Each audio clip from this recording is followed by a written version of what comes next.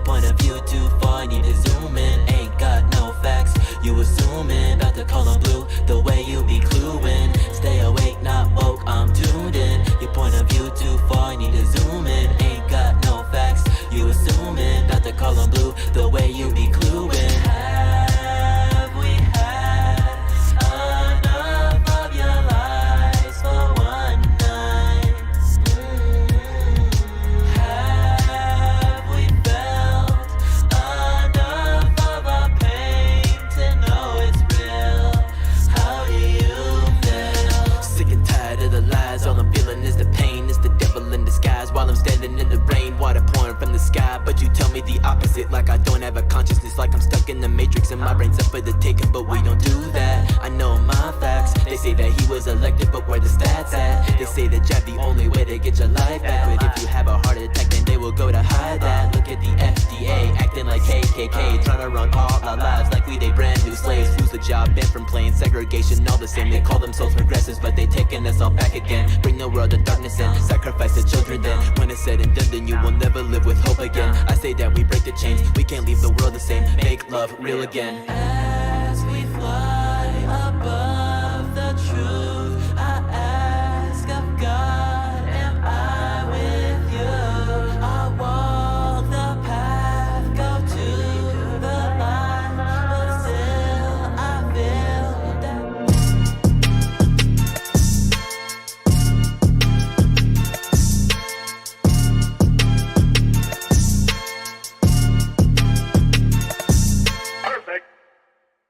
Good afternoon, ladies and gentlemen, boys and girls, people of all ages from all across the world. You are now tuned into your favorite twice-weekly source for news, entertainment, politics, and your general go-around of the world. Today is no different. It is Wednesday, May 25th, 2022, and America is in a very interesting place right now. Of course, this is the show where the dress code is, of course, business casual. I always have to mention that to explain why I'm wearing a tie with a t-shirt, or in today's instance, a fresh little hoodie I have.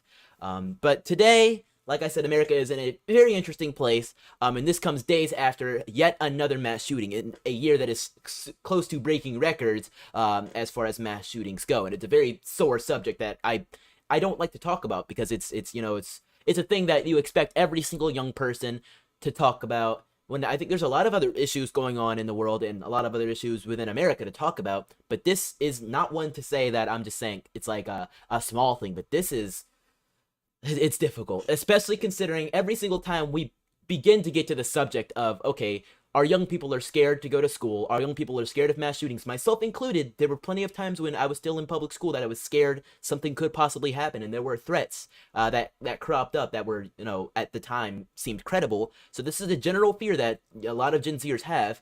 Every single time we begin to have this conversation, or every single time after one of these mass shootings come to fruition, we get one of these. Beto O'Rourke escorted out of Uvalde press conference after confronting Governor Greg Abbott.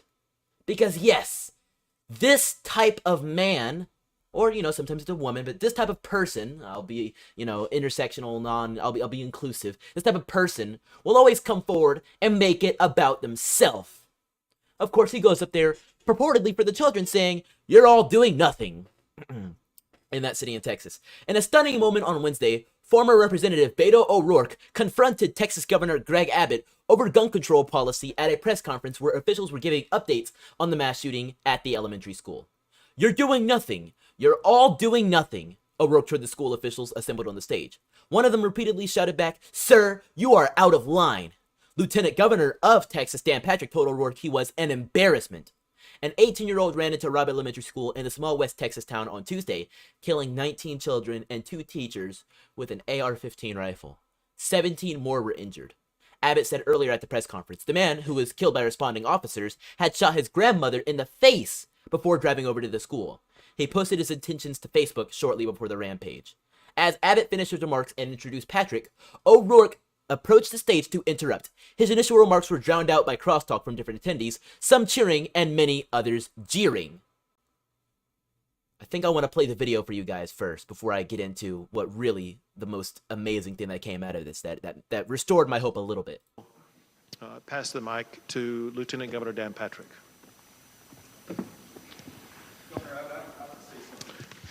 Excuse me.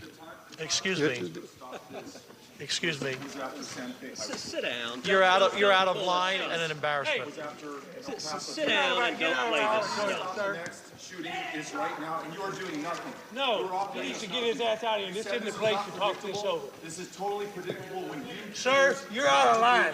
Sir, you are out of line. Sir, you are out of line. Please leave this auditorium. I can't believe you're a sick son of a bitch that would come to a deal like this to make a political issue. That right there is a man who is hurt.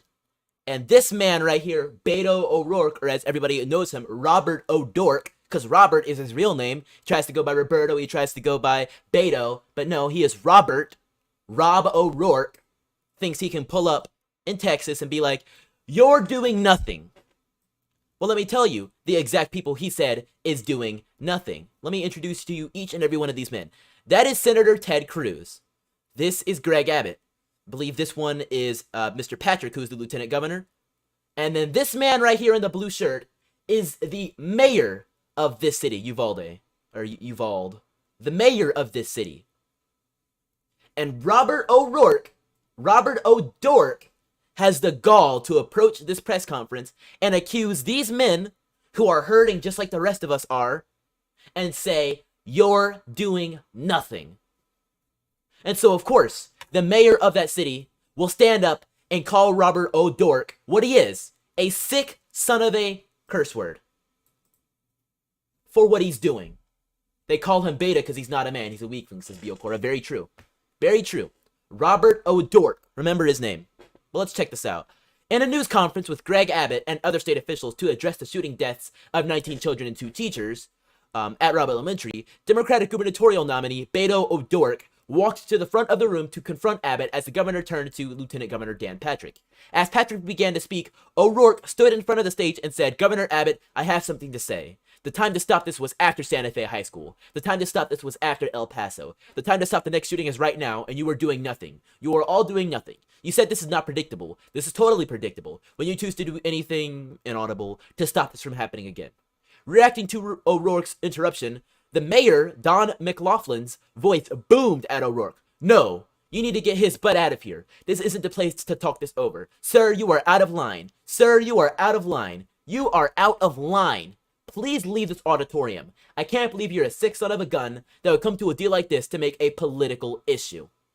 After O'Rourke again attempted to speak, blaming the state officials for the murders, McLaughlin said, It's on men like you. Why don't you get out of here? Senator Ted Cruz also shouted, sit down, at O'Rourke as the candidate sought to draw attention to himself.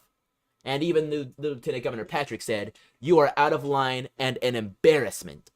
The Texas Democratic Party tweeted after the fracas, said, a real sick son of a gun would pray for solutions instead of taking action after 21 Texans are slaughtered in their classroom. So the Texas Democrat Party is actually doubling down with what Beto O'Rourke did. Very, very interesting to see what these people are doing. I don't know what to tell y'all. I really don't. Robert Francis O'Rourke. Just to remind you guys, Robert Francis O'Rourke. Tries to go by Roberto, tries to go by Beto. That's not him. He is Robert. Okay? He's not gonna pull any mess like that. He doesn't have that. He doesn't have that. Just crazy. B.O. Corres says, if the school was armed with guns, this wouldn't have happened because from what I heard, that the shooter passed by 3 federal buildings, then went to the school. We're actually going to touch on that. We're definitely going to touch on that. It's insane. I can't believe it. The comments. People are saying Texas needs Beto for governor. I can't believe it. As you guys know, Robert O'Rourke is actually running for governor of Texas after losing to Ted Cruz in, 2018 for the Senate seat. I'm sure once Robert loses this upcoming gubernatorial, he's going to run against Ted Cruz again for that Senate seat, because why wouldn't he? Why wouldn't he come 2024 try to do something, or maybe even run for president? Didn't he try to? No, yeah, didn't Beto run for president, or am I confusing him with someone else? I don't know. These stupid politicians are always doing the exact same thing, running for office after office after office. Well, not only did the Texas Democratic Party double down, but House Representative Dean Phillips, well, he got in on it as well. I want to check out real quick what district. Okay, so he's from Minnesota. Okay, that explains, wow, how out of touch he is. But Representative Dean Phillips posted this to Twitter briefly before deleting it. He said, speaking truth to power, comparing Beto And by beta, I mean beta. And by beta, I mean Robert O'Dork to Tank Man in China, who is an actual brave figure in history who stood against these tanks and stopped them from rolling down past Tiananmen Square. This is it's not, I can't even think of the right words. It's Cause I'm stupid. There's no word to describe it. It's stupid. It is stupid, this type of comparison. So he deleted it. Jack Posobiec says, "Hi, Dean Phillips. Why did you delete this?" And man, oh man, is it getting out there. 3,300 likes. And then actually a link to his feed. And a link to some of his other deleted tweets. Well, you can see here, Dean Phillips hasn't tweeted anything since, for dang good reason. Because he knows he messed up. And that's what all of these different figures who are suddenly coming out of the woodwork to care about the children once again, after this type of thing happens. Not before, after.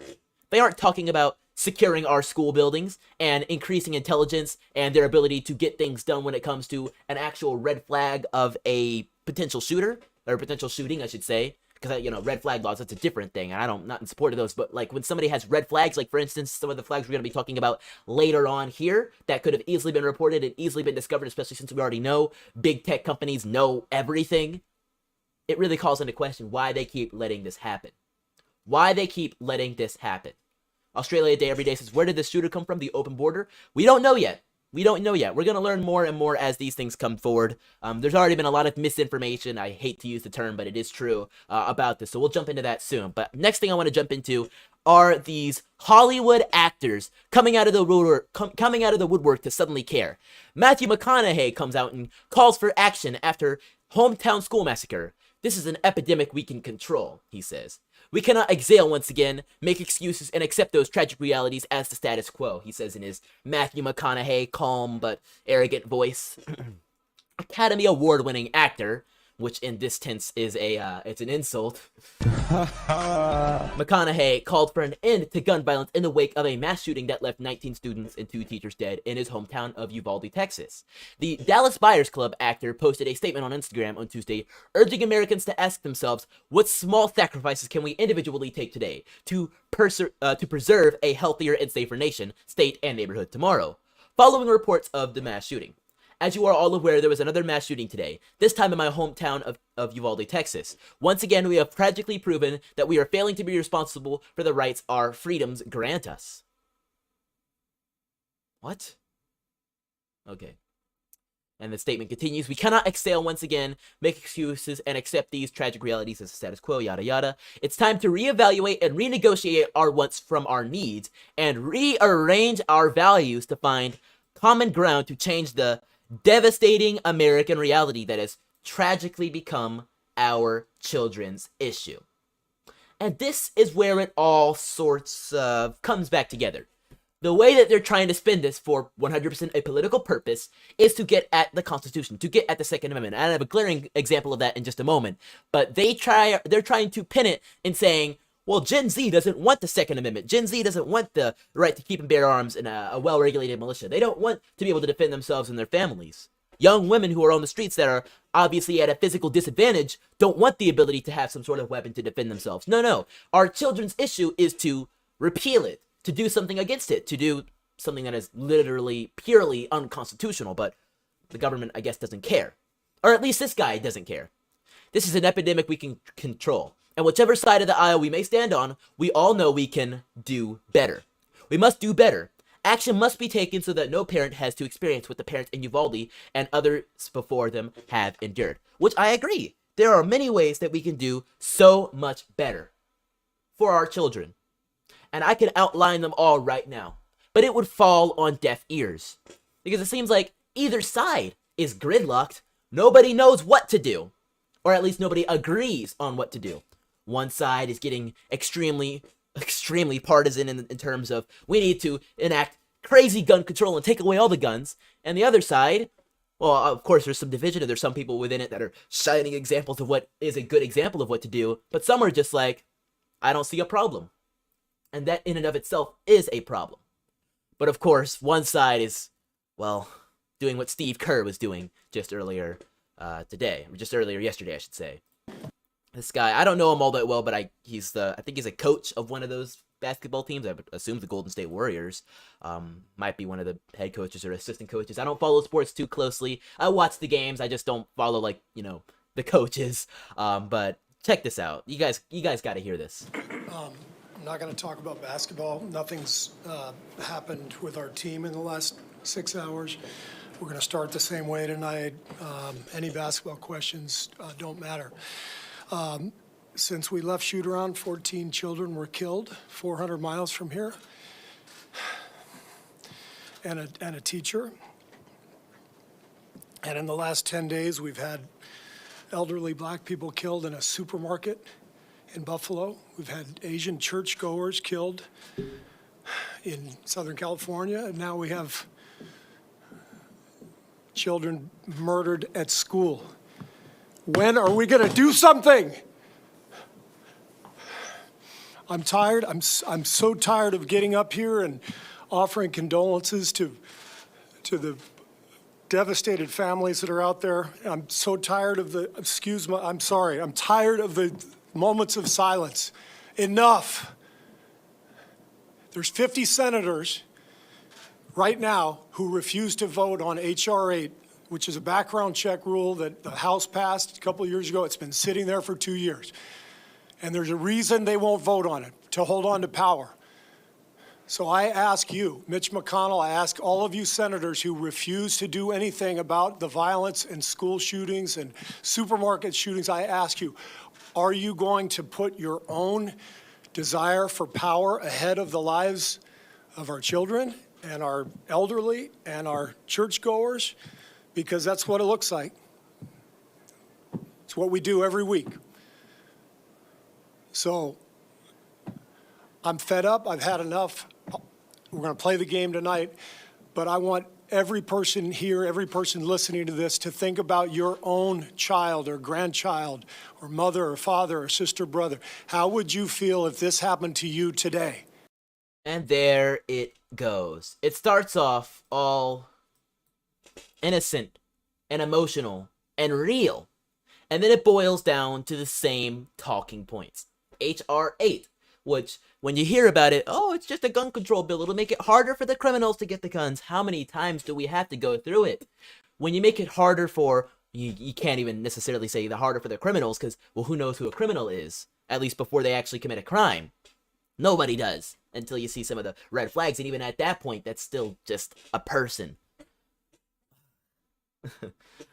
When you make it harder for a person to get a hold of a weapon, you make it harder for somebody to actually get in there and do a hero's job, like some people did actually do at that supermarket shooting, and people did at this school shooting.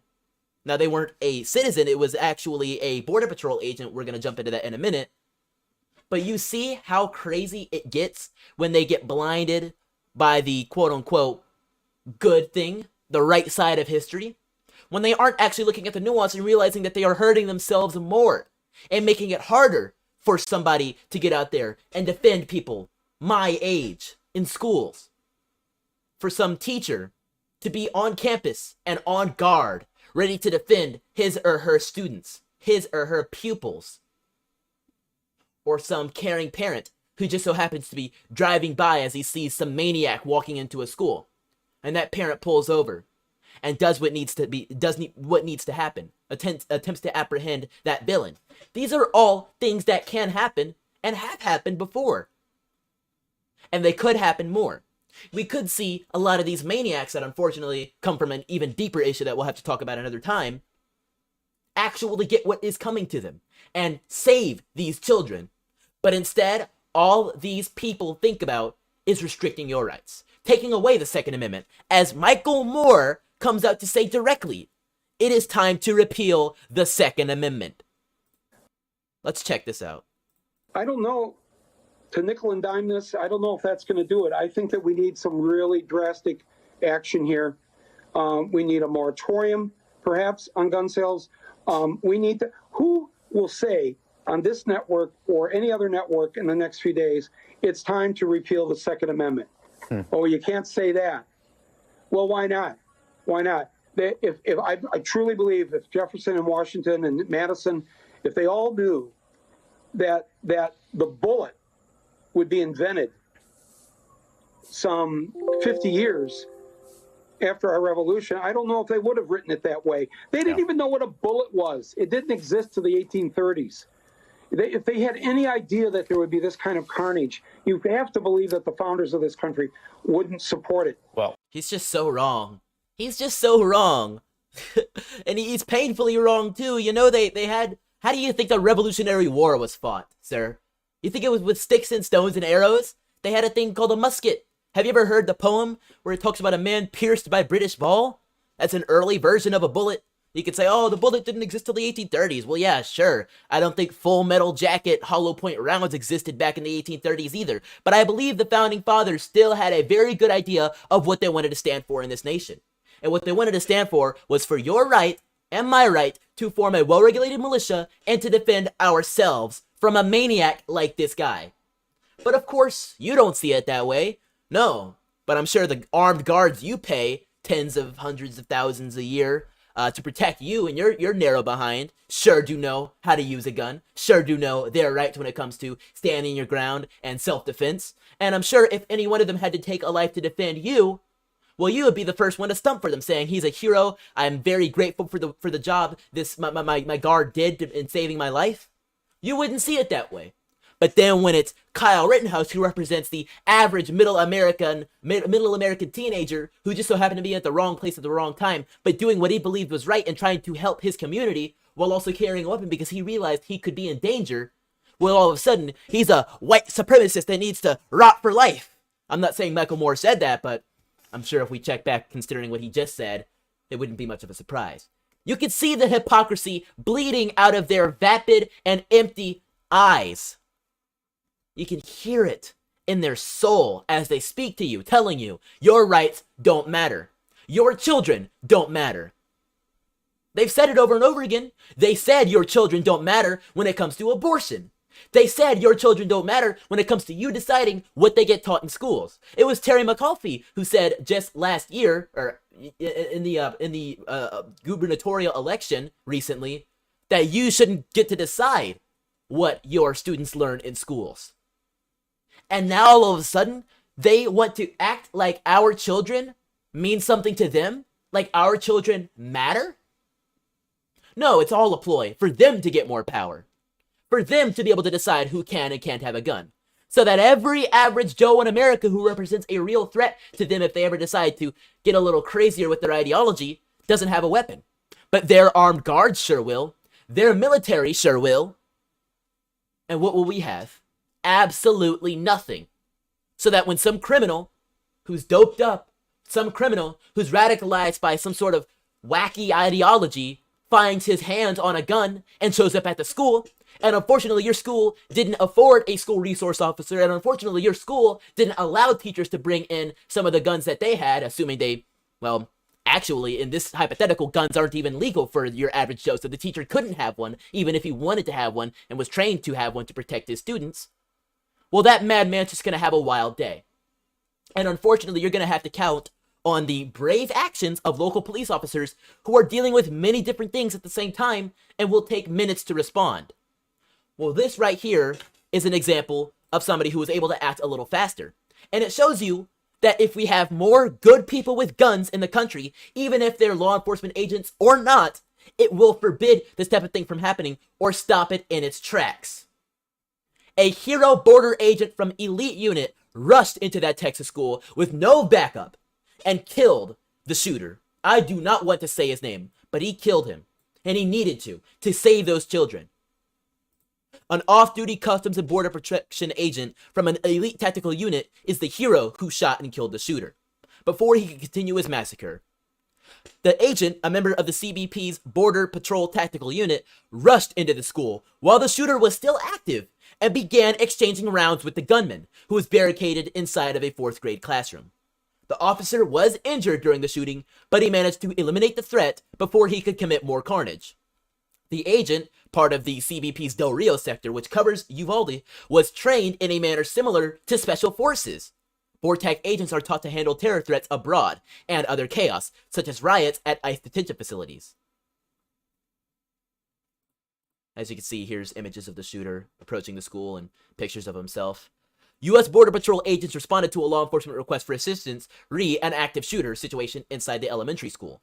Upon entering the building, agents and other law enforcement officers faced gunfire from the suspect, who was barricaded inside. Risking their own lives, these Border Patrol agents and other officers put themselves between the shooter and children on the scene to draw the shooter's attention away from victims and save lives. Beautiful. It's beautiful what can happen when there are good people on the scene. Now imagine if some of these teachers could have had the ability to keep their gun in a cabinet, but when they hear over the intercom, hard lockdown, lock your door, turn off the lights, that teacher, of course, tells the students, hide away from the windows, turns off the lights, reaches into that cabinet, and has that gun at the ready. So the second that madman kicks down the door, the teacher will do what the teacher needs to do to save not only the teacher's own life, but those students. This is common sense. Because, of course, we're not forcing teachers to carry guns. That's the best argument they have against it. No, we're giving teachers the opportunity to be the heroes that we know they are. Imagine how much of a hero you have to be in life to tell yourself, I could do so many other things in life, but I want to work to enrich the next generation. I want to be the one that passes on knowledge. You guys can go all crazy about, public school, whatever it is, but that teacher is a hero. And imagine what they're willing to do for those children. I know plenty of teachers who are willing to put everything on the line for their students because they care about them. They see those students as their own children, and I guarantee you, there are at least 1, 2, 5, a dozen teachers in that elementary school who would have all gathered together with whatever weapons they had to fight back against that madman. But they did not have that ability. Whether it's local policy or state policy or we just aren't there yet, it remains to be seen. But they didn't have that. What they did have on scene was, thankfully, a school resource officer who did everything he could. But even to that point, it's still not everything. School resource officer was in the school and exchanged gunfire with the shooter. The Texas Department of Public Safety confirmed that a school resource officer exchanged gunfire with the suspected shooter, who unleashed fatal gunfire at the elementary. Texas DPS confirmed to Fox News that the school officer was injured by gunfire, which allowed the suspect to run inside the school and barricade himself. Ramos dropped a bag of ammunition at the entrance of the school as a result of the shootout. Officials say 19 children, we've heard the number, I don't want to repeat it. He was reportedly shot and killed by a special Border Patrol tactical unit. That's Ramos. Texans across the state are grieving for the victims of this senseless crime. And for the community of Uvalde, Cecilia and I mourn this horrific loss, and we urge all Texans to come together to show our unwavering support to all who are suffering, says Greg Abbott. Unfortunately, that school resource officer was down for the count. He was out of the fight. Thankfully, or hopefully he pulls through. It appears, according to the article, that he was shot, and I hope he's okay. I hope he pulls through. But as you guys can see, a school resource officer is a step in the right direction. But we need many more people who are able to be yet another stopgap against these madmen. Because as you guys can see, these people are crazy. An account tied to the Texas shooter was sharing chilling messages and sending photos of guns to girls before the massacre. Let's check this out. Multiple outlets are sharing chilling screenshots reportedly from the Texas shooter. The shooter, who killed 19 students at Robb Elementary on Tuesday, reportedly posted photographs of semi-automatic rifles to his Instagram story on May 12th and sent another user multiple messages, according to TMZ. Authorities have identified the shooter as that 18-year-old. I'm not saying his name. The Instagram user, apparently a minor female from Los Angeles, claims the shooter direct messaged her some cryptic notes, according to TMZ, and the screenshots obtained by the Daily Caller. She was also tagged in a story highlight from the shooter, which featured what appeared to be 2 rifles, but she reportedly had no idea why the suspect reached out to her in the first place. The user shared these screenshots of the shooter's direct messages on her personal story, as you can see here. So the guy's just DMing her. He says, "Hey," she didn't respond. He says, "You gonna repost my gun pics?" after he tagged her. She says, "What?" And he just repeats it with a question mark. Crazy guy. And then she ignores it. And then he mentions her in the story again. She says, "What? What your guns got to do with me?" And he says, "Just wanted to tag you. I'm so confused." "But why?" "I don't know. Be grateful I tagged you." "No, it's just scary for real." "How?" "I barely know you, and you tagged me in a picture with some guns?" "Ugh, I guess." And then just yesterday, he says, "Hey." She says, "Hello." At 5 a.m., he says, "I'm about to..." What? Okay, we don't see what's in between, but he says, I'm about to something something. I'll text you in an hour. Okay. But you have to respond. I got a little secret I want to tell you. I might be taking a nap because I'm really sick. Bet. And then at 9:16 a.m. he says, I'ma air out. And at 1 p.m. she says, what? Hi? And I believe that might be on the day of 9:16 a.m. Wow. So the last thing he said online is, I'ma air out. The shooter allegedly sent videos and photographs of guns to other users via Instagram and other social media, according to numerous social media users interviewed by ABC. Law enforcement officials were reportedly made aware of the post and are reviewing the screenshots of messages posted publicly by one social media user. So, we'll have to see what comes of this, but wow. This guy is truly insane. These insane people need to be stopped. And until we find a way to get something in terms of stopping these people, I don't know what to say. I don't know what to say.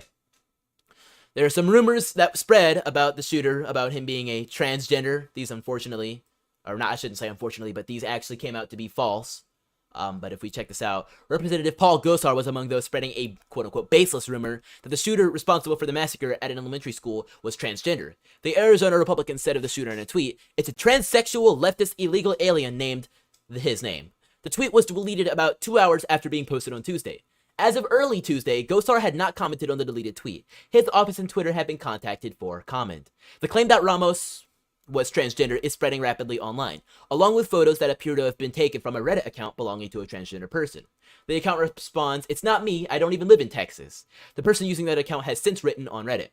In the comments, they wrote that they just took my photos and used it to spread misinformation. A number of tweets repeating the misinformation appear to have been taken down by Twitter, but many remain. Those images are unconfirmed and unverified, said Andy No. Please stop sharing them because in the event they aren't him, you're harming someone who had nothing to do with the shooting. Christina Pushaw, who is Ron DeSantis' press secretary, added that some of the pics of trans people they're posting are obviously not the man. Newsweek's fact-check team has looked into the substance and sources of claims about him, as well as how they have proliferated on social media. Greg Abbott identified him as an 18-year-old resident of the city, as the gunman who opened fire at Robb Elementary. Before heading to the school, authorities say he shot his grandmother with 2 military-style rifles he purchased on his 18th birthday. The woman survived and is being treated in hospital, but her condition is not known. He crashed his car outside the school at 11:30, and 2 local police officers were wounded as they exchanged gunfire with the shooter. A Border Patrol agent who was working nearby rushed into the school without waiting for backup and killed the gunman. The agent was wounded but was able to walk out of the school.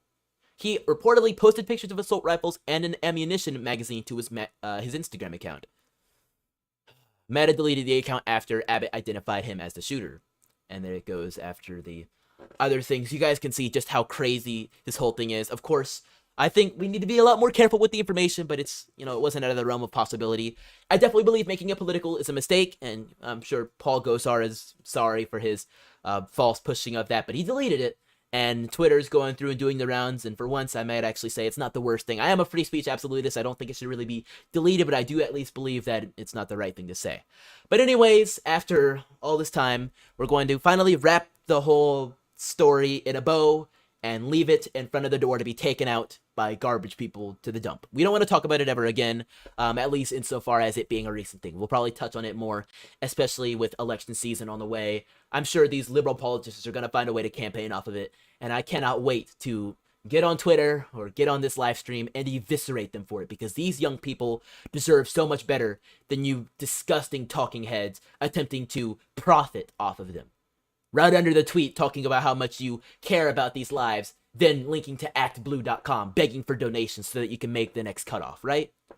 It's disgusting stuff. But speaking of elections, we need to move on and review some of the stuff that dropped just yesterday evening, as a few, and by a few I mean a slew, of primaries have come through in the states of Georgia, Alabama, Arkansas, Texas, Minnesota, and there's still some stuff from Pennsylvania outgoing, but we don't really need to talk about that. So, of course, me being a Georgian and me caring a whole lot more about the Georgian primaries, I'm kidding, but we're going to be talking, excuse me, about that first. So, in Georgia, we have, some people may call it an upset, some people, excuse me again, aren't so surprised. Brian Kemp has pulled out the gubernatorial nomination for the Republican Party. So there's Stacey Abrams, who ran unopposed, obviously, but one more. All right, now I'm done. Brian Kemp pulled out with 73% of the primary vote, ahead of David Perdue, just barely making it in the 20s at 21%. Now, David Perdue still got a massive vote, 260,000, but this is a shocking defeat for the Trump-endorsed David Perdue. Well, shocking to maybe the Trump supporters, but in all honesty, David Perdue going in wasn't an amazing candidate. He already had a lot of stink around him, public affairs speaking, after losing the Senate election, after getting a personal rally and endorsement from Trump for his Senate seat, lost it to Ossoff. It's been an embarrassment. It really has been for David Perdue, as well as his refusal to really speak out too much on 2020 and the election integrity. He was basically another Kemp to most people. And if David Perdue's another Kemp, well, you might as well just vote for Kemp, right? I'm sure that's what a lot of people thought, because a good amount of Trump supporters that are in Georgia, that, Georgia's despite the blue 2020, is a very ruby red state, as some would say it. They decided to just vote for Kemp. They say if Kemp beat Abrams in 2018, he'll probably be able to do it again in 2022. So that's what they bet their money on. And you can see, as we go through a county-by-county view, just how heavily Kemp carried. In fact, not a single county did Perdue take a lead in. Even in his home counties, which I'd have to research which one his home county is, but, well, we don't really need to. He didn't take it. Kemp swept. He really did. He swept the floor, not even leaving space for a runoff. In fact, he's multiple points, double-digit points ahead of where a runoff would be, which is, well, as you can see, very, very telling. But it goes a little bit further than that. We have yet another upset in a statewide office in Georgia of a Trump-endorsed candidate, and that is in Republican Secretary of State Brad Raffensperger. He will actually be the Republican nominee for 2022. He beat out Jody Heiss outright, so much so that there's not even space for a runoff. He's at 52%. So Brad Ratberger, who many attributed to the election woes of 2020 and have been accosting him on many public fields, actually pulled off with keeping the vote. Now, it was a much closer foray with Jody Heiss at 33% compared to Perdue's measly 21%, but Brad is still in a heavy lead. Now, there's still 2% of the vote expected to be counting in. This is 2022, it's election week these days. It's funny, they were able to tabulate votes so much faster when they were doing things just on paper. And I know we had a lot less people voting, but they also had no tech back then, so you can kind of balance this out. They got things real quicker way back then. But as you can see, third-party candidates have a lot of sway with this. In fact, David Bell nearly at the 10% mark, stealing many votes, valuable votes from Jody Heiss. That might have helped bring that Brad Raffensperger percentage down to a runoff, which could have potentially led to a closer margin between Jody and Brad. So these third and fourth candidates are big swayers, and that goes in even further. We're going to move on to other states, but I do want to dig a little bit deeper into the House. Oh, quickly before we get into the House, I do want to talk about the Senate. Obviously, Warnock and Walker swept, just pure swept. It was a little bit closer for Walker, not as far as a margin between Kemp and Perdue as it is Walker and Black, or I should say vice versa, the other way around. Walker just under 70% with Gary Black at 13.4%, which is heavy. Still not enough to pull through with it, but that's heavy. Gary Black is seen as the common sense, experienced alternative to Herschel Walker. Definitely peeled off with a good amount of votes at 150,000, so that's good. Herschel nearly at 800,000 though, which is big in comparison to Raphael Warnock's 688,000. Now, Democratic turnout was up from previous years, but Democratic turnout is also always quite a bit lower than Republican turnout for primaries, especially in midterm years. So we're going to have to see how this plays out later on this year between Warnock and Walker. A lot of people think Walker's going to pull off with it. We'll have to see how polling does, but Walker is a favorite candidate among most and a good Trump-endorsed victory for, well, Trump's endorsement record. But on Trump's endorsement record, he's seeing some upsets in the Georgia House. Now, not outright upsets, but close. In the 6th Congressional District, Rich McCormick, who Trump endorsed in 2020 but chose not to endorse this time around, actually peeled off in the lead. Now, unfortunately for Mr. McCormick, he did not pull off with enough of an advantage to escape a runoff. So he's at 43% to Jake Evans, who is the Trump endorsed candidate, at 23%. Now, the 6th Congressional District is a big new district that was recently redistricted, which will yield Georgia another Republican House seat. Now, that duel will come to a head later on in June between Rich and Jake Evans, which will test Trump's power, comparing, I guess, 2020 Trump to 2022 Trump. Who's got more power? Because, well, dang, Rich McCormick was his candidate in 2020, and Rich McCormick only barely lost to Carolyn Bordeaux. So we'll have to see how that peels off. And yet another Trump-endorsed candidate that has a much closer margin but is still trailing in a runoff is Vernon Jones, who is a Trump-endorsed candidate to Mike Collins in the 10th Congressional. Mike Collins at 25% and Vernon Jones at 21%, which is much, much closer in comparison to Rich and Jake, but is still quite a bit away from being in the lead. Still quite a few thousand.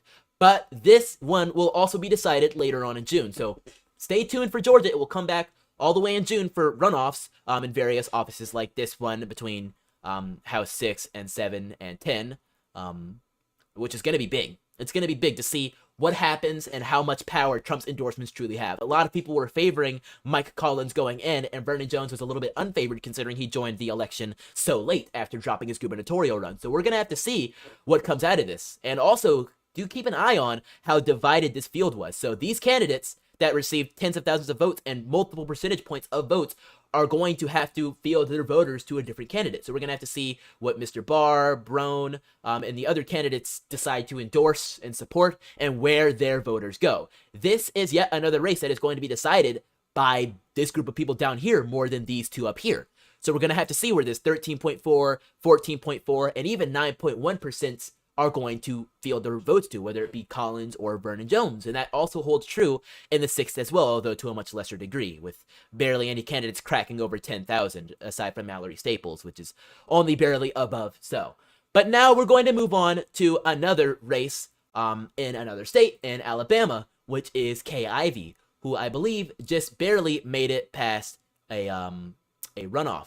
So let's check in the gubernatorial. So yep, Kay Ivey got it outright against her opponents, Lindy and Tim and a few others. I don't really know that well. 54%. So doing very good for her, Mrs. Kay Ivey. We all know her as the don't have anything nice to say, don't say anything at all. I love that ad. But now taking a look at the Senate seat in Alabama, which is especially going to be very competitive. Mo Brooks is behind Katie Britt. It's looking like it's going to go to a runoff between Mo Brooks, who was previously endorsed by Trump, but lost the endorsement after Brooks and his relationship soured, and it's now going to be a toss-up between Britt and Brooks. So we're going to have to see what comes in. And wow, Democrats are taking forever to count their votes, only about 2/3 of the way there. Kind of pitiful, but as you can see, Katie Britt appears to be heavily favored for this race. As you can see, she carried most of the counties, with Mo Brooks trailing quite heavily in quite a bit of them. So Trump's de-endorsement seems to carry a lot of weight. But once again, this is also another race with a third candidate having a heavy weight on it. So we're going to have to see with what happens to those Mike Durant supporters with that major 23% to come forward. Also, something to consider, there's still 8% or so of the vote that has yet to come through, so we're going to have to see what happens with that. This still could flip. That 8% could come through and actually put Katie over 50%, which will eliminate the runoff. Or a lot more could go to Mo Brooks and make this look even more competitive. I'm going to have to check and circle back with you guys about when the Alabama runoffs happen, but it should be later on within the next few months as well. Another one to talk about briefly before we wrap up today is in Arkansas, which the gubernatorial went to Sarah Huckabee Sanders, following in the family footsteps. So she sweeped with 83%, which is just amazing for her, former press secretary under Trump. Great stuff right there. And then also just to take a quick peek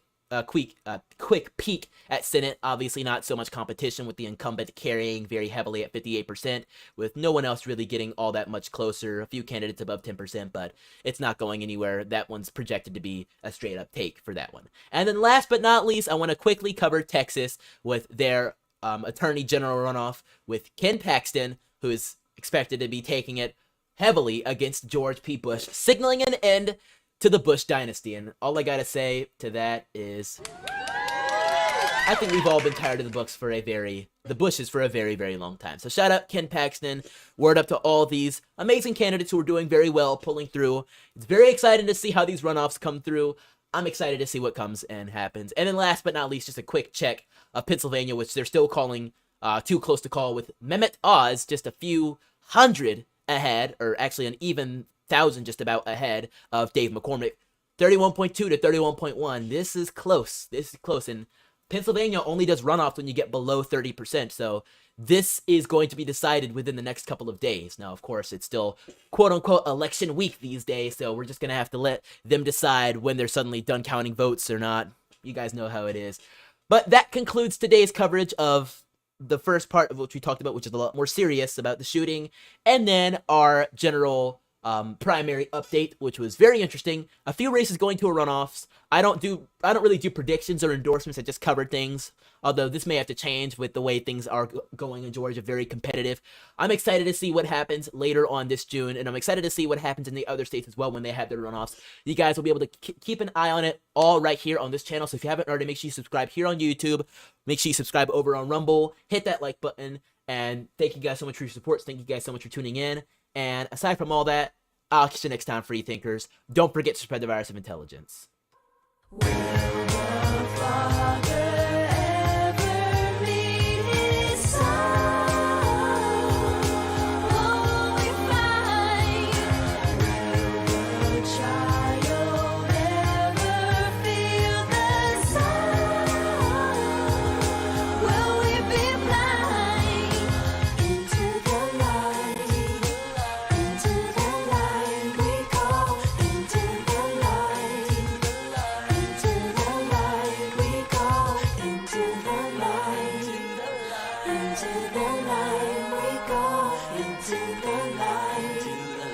Into the light.